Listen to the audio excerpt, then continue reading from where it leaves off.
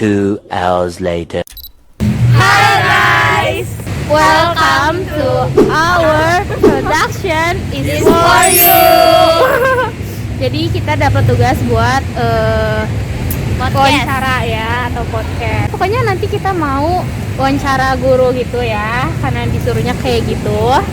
Terus kita mau wawancara siapa? Budi nih.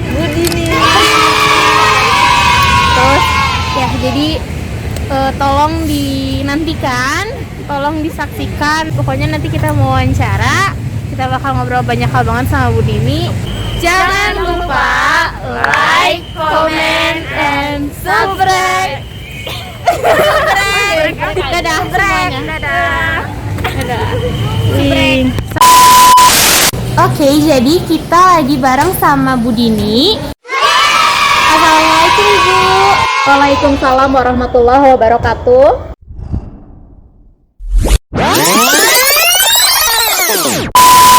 Eits, jangan buru-buru dong. Udah kenal sama Budi ini belum? Menurut kata pepatah, tak kenal maka tak sayang. Kita kenalan dulu yuk. Gas.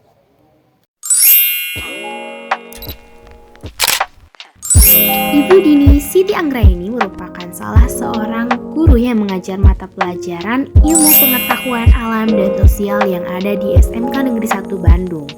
Beliau juga merupakan seorang konten kreator pendidikan, penulis, dan juga MC profesional.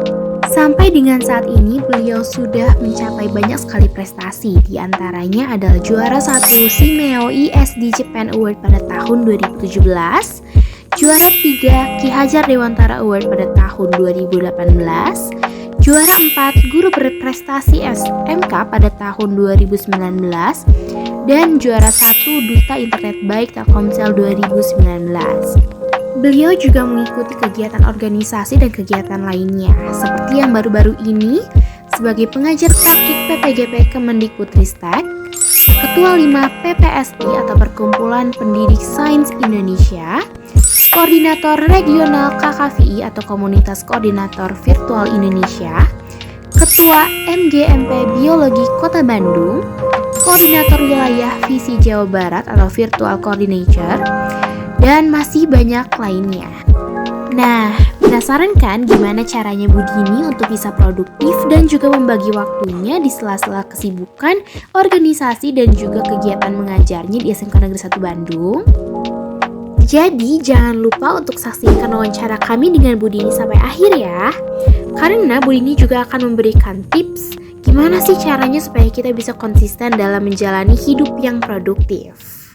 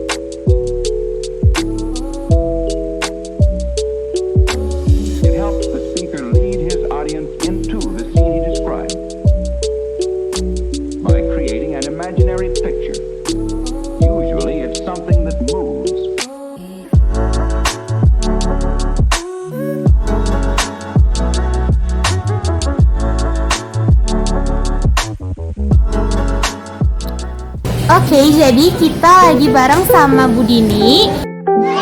Assalamualaikum Ibu. Waalaikumsalam warahmatullahi wabarakatuh. Gimana kabarnya nih Bu? Dalam seminggu ini kira-kira Ibu ngapain aja? Oke, kabar saya baik, terima kasih. Kabar Anda semuanya bagaimana? Baik? Baik, good ya. Seminggu ini saya ngapain aja? Kayaknya banyak yang saya lakukan dalam seminggu ini. Datang ke sekolah, lalu ketika pulang nonton film ya Doctor Strange. Lalu juga mengerjakan hal-hal yang berkaitan dengan pekerjaan, mengerjakan administrasi ya. Lalu ikut seminar dan workshop yang diselenggarakan malam hari tentang kurikulum merdeka. Ya, so far those are my activities. So far so good ya Bu? So far so good, after lebaran banyak kegiatan. Kalau misalkan kita lihat nih, Ibu kan sibuk, lumayan sibuk, padat banget jadwalnya. Nah, kira-kira boleh nggak Bu Ibu cerita sedikit gimana sih perjalanan karir Ibu sampai pada akhirnya dapat meraih banyak pencapaian dengan banyak juga jadwal yang ada di antaranya? Oke. Apa yang saya lakukan so far gitu ya sampai mencapai apa yang saya capai atau achievement sebetulnya adalah berkah ya, pasti dari Allah Subhanahu wa Ta'ala, support dari keluarga, dari sahabat, teman baik, begitu ya. Jadi bukan atas pencapaian diri saya sendiri, itu yang pertama. Lalu tips atau triknya bagaimana? Just do what you want and do what you like. Jadi apa yang harus dilakukan adalah hal yang menurut Anda itu Anda suka untuk melakukannya. Nah, saya berpikir bahwa passion atau keinginan saya menjadi seorang guru ya, maka ya saya berada di sini di SMKN 1 Bandung menjadi seorang pengajar. Adapun pencapaian saya itu pasti berhubungan dan berkaitan dengan profesi saya dong sebagai seorang guru gitu. Jadi itu terkoneksi hubungan sebab akibat ya, dari banyaknya support dari banyak orang dan tentu saja passion saya sendiri.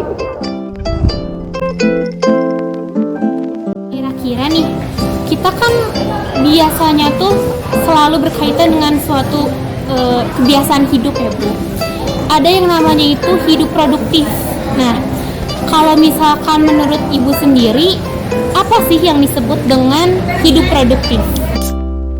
Hidup produktif menurut saya hidup sesuai dengan takarannya, melakukan kegiatan-kegiatan yang positif ya, melakukan kegiatan-kegiatan yang menyenangkan, melakukan kegiatan-kegiatan yang bermanfaat baik untuk diri kita sendiri maupun untuk orang lain di sekitar kita gitu. Tapi intinya adalah menurut saya produktif itu it must be balance ya, antara kehidupan pribadi dengan kehidupan untuk orang atau masyarakat luas begitu. Bermanfaat untuk diri pribadi dan juga bermanfaat untuk masyarakat luas, juga keluarga.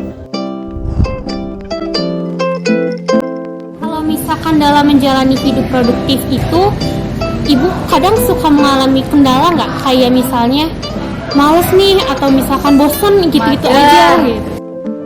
Oh, for sure ya, of course ya gitu ya. Pasti pada saat saya ingin selalu produktif tetapi bentrok dengan keinginan untuk menjadi generasi rebahan, misalnya nonton, misalnya melakukan kegiatan-kegiatan yang menyenangkan tanpa terbebani atau memerlukan aktivitas otak ya, seperti itu, atau aktivitas fisik.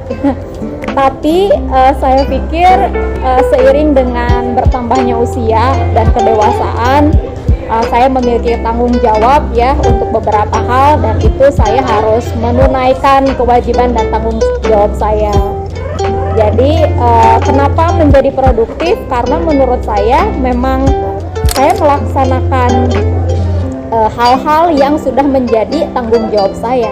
Sebagai seorang guru berarti saya harus mendidik, memfasilitasi Ananda atau anak-anak saya yang ada di sekolah dengan baik. Bagaimana caranya? Berarti saya harus mempersiapkan segala sesuatunya dengan baik begitu.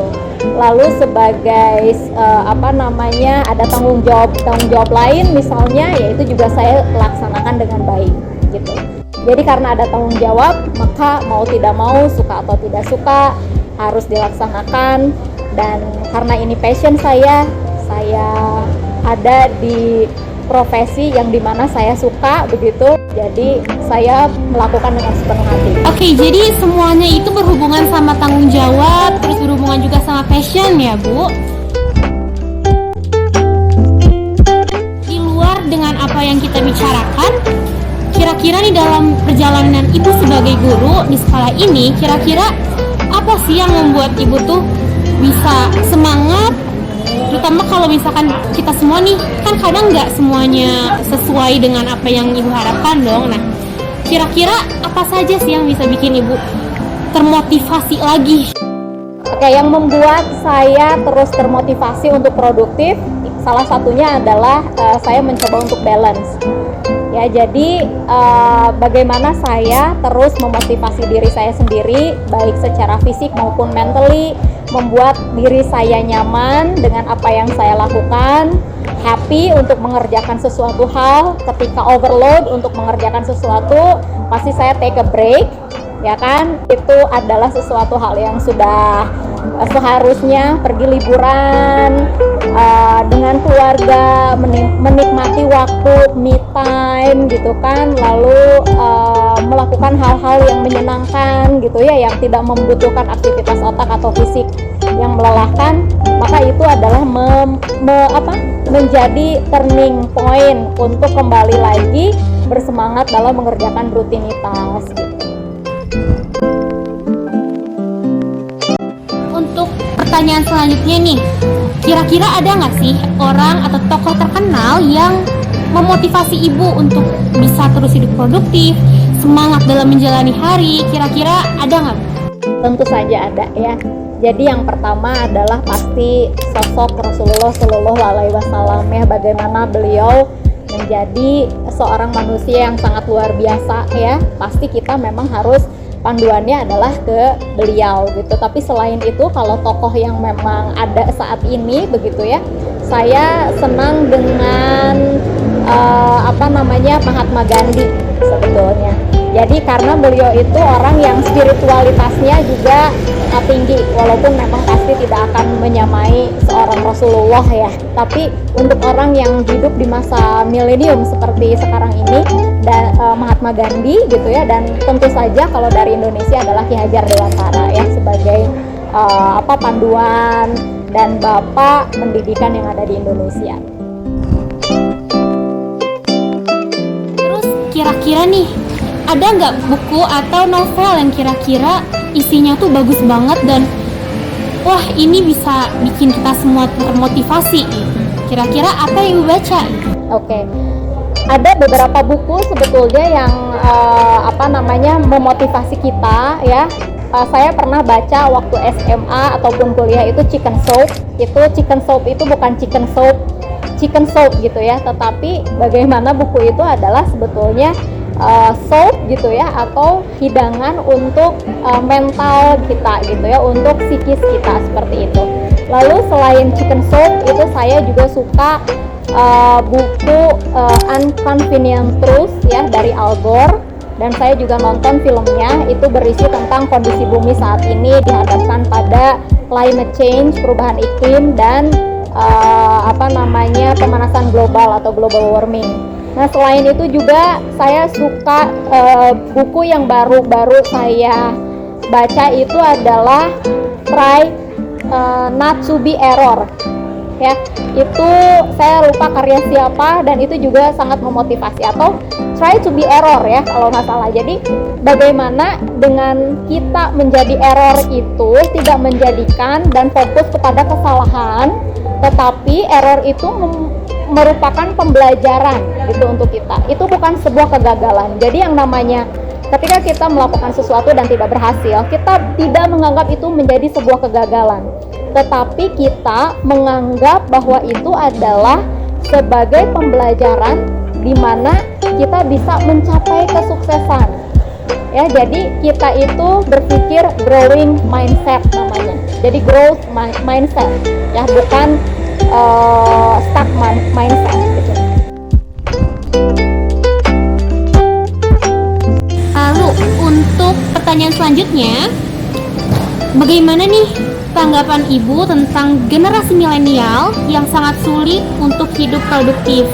Jadi kan kita nih sebagai pelajar sering berusaha nih untuk hidup produktif, untuk hidup sesuai dengan tatanan yang seharusnya, tapi terkadang tuh kita suka kayak jenuh, terus lama-lama kayak bosen nih ngejalaninnya, terus akhirnya kita tinggalin juga gitu kebiasaan itu? Justru saya melihat generasi sekarang itu adalah generasi yang produktif dibandingkan dengan generasi saya dulu gitu ya. Generasi yang menikmati transformasi dari teknologi gitu ya yang ada di dunia saat ini, globalisasi, kemudahan-kemudahan dalam mendapatkan gaining information gitu ya. Saya melihat justru banyak sekali orang-orang hebat gitu di usia muda seperti kalian. Tapi mungkin memang itu bagai dua sisi mata uang ya. Ada yang seperti itu atau ada yang justru kebalikannya dengan adanya transformasi teknologi, kemajuan teknologi dan lain-lain itu justru membuat semakin malas gitu. Nah, tapi saya berpikir bahwa saya memang harus melihat ini sebagai sesuatu hal yang dilihat dari optimistis ya, dari bagaimana peran saya sebagai guru untuk bisa memotivasi, untuk bisa memfasilitasi, untuk bisa memberikan contoh kepada kalian begitu ya. Maka dari itu ya memang profesi sebagai seorang guru itu bukan hanya sharing informasi, tetapi juga atau mentransfer informasi, mentransfer ilmu pengetahuan, tetapi juga harus memberikan contoh dalam kehidupan. Untuk pertanyaan selanjutnya, tadi kan kita sempat singgung soal kurikulum yang merdeka ya Bu ya, belajar merdeka. Nah, untuk kurikulum yang akan datang dan sedang kita jalani ini, apa yang membedakannya dengan kurikulum-kurikulum sebelumnya? Oke.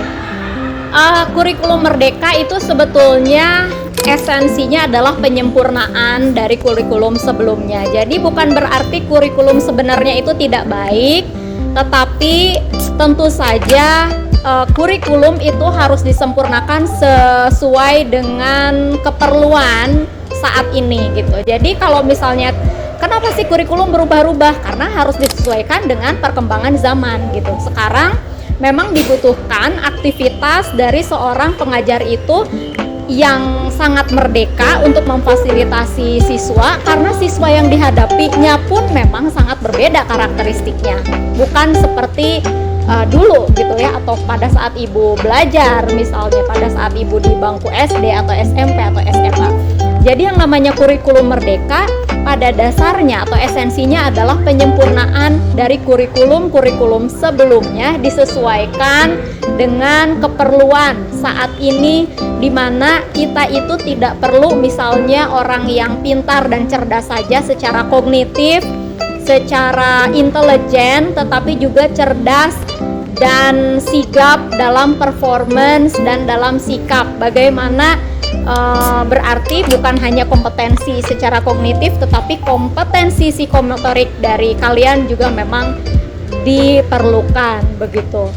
Dan selain itu kurikulum merdeka juga emphasizing atau penekanannya pada bagaimana kalian itu bisa survive di masa yang akan datang. Jadi kita tidak berbicara mengenai satu konten yang muluk-muluk, tetapi kita berbicara konten yang kontekstual, based on real life situation, seperti itu. Jadi mungkin untuk kurikulum ini tuh lebih kayak menyesuaikan dengan perkembangan, lalu juga menyempurnakan dengan kurikulum yang sebelumnya ya Bu. Jadi jangan sampai berpikir kalau kurikulum yang sekarang itu menggantikan, replace, bukan. Tetapi kurikulum yang sekarang itu justru menyempurnakan. Karena kenapa? Harus disesuaikan dengan kondisi dan karakteristik saat ini, baik itu perkembangan teknologi maupun kondisi dari karakteristik siswa masa kini berbeda dengan masa lalu. Untuk pertanyaan yang selanjutnya terkait dengan kurikulum yang mulai produktif ya, lebih produktif lagi, kira-kira apa tips yang akan Ibu berikan supaya kami semuanya yang belum memulai untuk hidup produktif bisa meraih prestasi di era kurikulum ini? Oh, tentu saja yang pertama adalah lakukan apa yang Anda sukai. Jadi kalau misalnya Anda ingin berprestasi dalam sesuatu hal, itu tidak perlu push your self too hard gitu ya. Jadi jangan nge-push banget padahal nggak suka tapi dilaksanain. Tapi ketika melaksanakan sesuatu hal yang disukai ya, senang untuk melakukan itu, saya pikir itu adalah weapon atau senjata bagaimana caranya kita bisa menghasilkan sesuatu dengan lebih baik gitu. Jadi ketika Anda ingin memiliki satu prestasi, menurut saya yang terpenting adalah bagaimana Anda menyukai apa yang Anda lakukan itu. Karena ketika Anda menyukai apa yang Anda lakukan itu, Anda akan bekerja keras, all out gitu ya. Dan tentu passionate gitu. Jadi sesuai dengan hati nurani dan apa yang Anda suka. Untuk pertanyaan yang terakhir nih Bu, boleh nggak tolong berikan sepatah dua patah pesan bagi kami supaya kami bisa lebih semangat dalam menjalani hari, terus bisa lebih produktif juga, terus bisa lebih termotivasi dalam menggapai cita-cita. Ya, yang perlu kalian lakukan menurut saya adalah just color your day. Ya, jangan melakukan sesuatu hal yang yang monoton, tetapi lakukanlah hal yang menarik yang bisa Anda lakukan. Manfaatkan waktu muda sebaik mungkin gitu ya, sehingga pasti dengan Anda memanfaatkan waktu muda Anda sebaik mungkin, dan yang paling Anda inginkan, saya pikir pasti semua hal bisa Anda raih, tapi dengan senang hati gitu. Yang paling penting itu adalah kebahagiaan lahir batin gitu. Jadi ketika Anda melakukan sesuatu hal, yang lebih penting itu adalah passionate dan Anda happy gitu. Itu yang terpenting. Terima kasih banyak Ibu udah mau jawab beberapa pertanyaan yang sudah kami berikan. Jawaban yang Ibu berikan juga sangat menginspirasi Ibu. Jadi saya kayak terbuka gitu pemikirannya supaya oh ternyata kayak gini ya harusnya saya menjalani hari-hari. Tapi sih Bu, ini saya cerita ya. Jadi saya terkadang suka merasa down ketika mengerjakan suatu pekerjaan karena saya kurang menyukai pekerjaan tersebut, tapi saya harus menjalaninya. Nah, kira-kira nih kalau menurut Ibu, hal itu tuh wajar terjadi atau tidak? Terkadang menjalani sesuatu tetapi kita down karena kita kurang suka sama apa yang kita jalani. Menurut saya itu wajar ketika kita menjalani sesuatu, misalnya kayak kalian harus belajar sesuatu hal yang gak kalian suka ya, mapel-mapel tertentu yang gak kalian suka. Menurut saya adalah wajar kalian merasa down ya. Tetapi menurut saya tipsnya adalah cari celah di mana kalian bisa menyukai hal tersebut, apapun itu, sekecil apapun itu. Misalnya hal yang bekerja dengan teman yang kalian suka untuk bekerja sama, lalu ya. Yang kedua misalnya melakukan hal yang ada di sana, terus ternyata menyenangkan ya. Jadi jangan sampai antipati terhadap sesuatu hal yang belum dikerjakan, tetapi mungkin kita tidak suka karena kita tidak tahu betapa menyenangkannya hal tersebut gitu, seperti itu. Jadi menurut saya adalah carilah satu titik di mana Anda bisa suka dengan sesuatu hal itu walaupun sedikit. Karena dengan kesukaan tersebut gitu ya, you will do it passionately gitu, dan itu akan membantu Anda untuk memboost semangat yang akhirnya Anda bisa accomplish the mission. Wah, ternyata kita udah lumayan lama nih Bu, kita ngobrol-ngobrol dan hari ini kita dapat banyak banget pelajaran, kita dapat banyak banget nasihat-nasihat yang sangat bermanfaat. Sebenarnya itu bukan nasihat, lebih ke menurut saya sharing based on my experience aja. Karena walau bagaimanapun, saya percaya Anda bisa meraih hasil yang lebih dari saya. Beda kita itu hanya beda usia ya, jadi nothing's different. Saya lebih dulu lahir. Padahal sebetulnya pasti pencapaian saya itu mungkin tidak ada apa-apanya dengan pencapaian Anda later on gitu in your future. Baik, terima kasih banyak Ibu. Sama-sama. Terima kasih banyak Ibu udah mau luangin waktunya. Padahal Ibu abis ini ada acara lagi. Ada ketemuan. Oke, jadi kita tutup aja ya. Wassalamualaikum warahmatullahi wabarakatuh. Waalaikumsalam warahmatullahi wabarakatuh. Makasih banyak ya atas kesempatannya.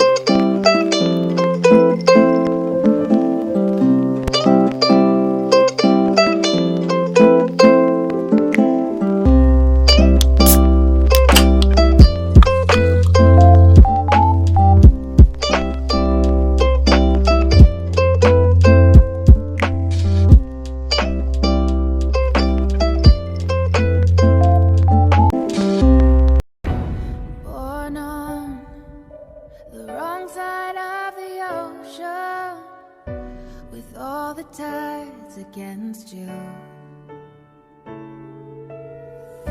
you never thought you'd be much good for anyone, but that's so far from the truth. I know there's pain in your heart, and you're covered in scars. Wish you could see what I do, 'cause baby,